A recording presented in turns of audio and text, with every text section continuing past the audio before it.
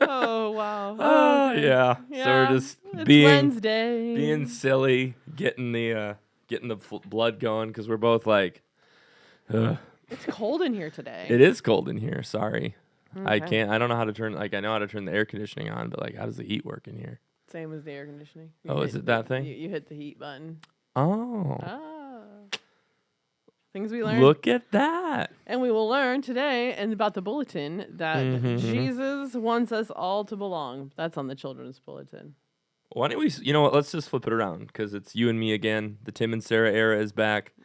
And why don't we just start with the children's bulletin? Just for fun. It's about as simple as it comes. There's still Valentine's in it, even though it is after Valentine's weekend. It's Valentine's Day weekend. But it's the part of the Sermon on the Mount, the gospel this weekend, that talks about belonging and accepting your neighbors, and I'm not quite sure what else. I did not go to Bible study this morning. Well, sorry. It's like the other Sermon on the Mount, you know, because like the one that we usually quote, the Sermon on the Mount, is from Matthew, whereas this is like Luke's version. He's out there doing some teaching and some things. What I think is interesting, and I talk about this whenever I lead Bible study a lot, or when we like with the 12, is how like we don't really think about the fact that Jesus probably said a lot of the things that he said over and over and over again. Oh, kind of like our moms say when they want us to do something, or our parents say to us. Yeah. They repeat it multiple times. Exactly. Or if you think about it, like, and we pretend we only listen we've been once in a while. We've been listening to, you know, a certain priest's homilies, you know, for a few years now, and every once in a while, you hear something kind of repeat, and it's like, oh, I've heard that before, or like a different take on that. And I think that sometimes Jesus was kind of like that too. Because it says that he went to all the villages and taught, and it's like he probably taught the same thing on one day. I heard a lot of confirmation homilies over and over and over again, too. Exactly. It's like, same one. Here we go. There you go. But it's a good homily. It Shout is. out to our fearless bishop leader. All right, so moving on. Anything but anyway, special treat here? others with. So most of it is just continuing on from Saint Valentine, and to treat each other's with love, love, and to protect our families. Just looking ahead at next week, we've got the men's discipleship group, the 12, 7 p.m. In the church or the chapel. Just kind of depends on what we're feeling. Then next week, we also have the food pantry over in the St. Andrew Annex from 1 to 4 p.m. And other than that, it's a usual week. Oh, it is the Emmaus Soup Kitchen dessert week as well. So take a look at that. Uno's tip of the week continues to focus on love. We switched over to Bishop Barron, though, now. We did. And there's actually a little preview for next time. It's a thing kind of getting ready for Lent from Father Mike Schmitz's Pocket Guide to Confession.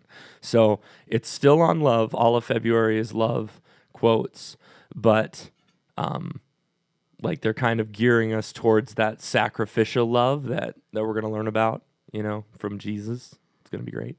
Anyway, so there's that.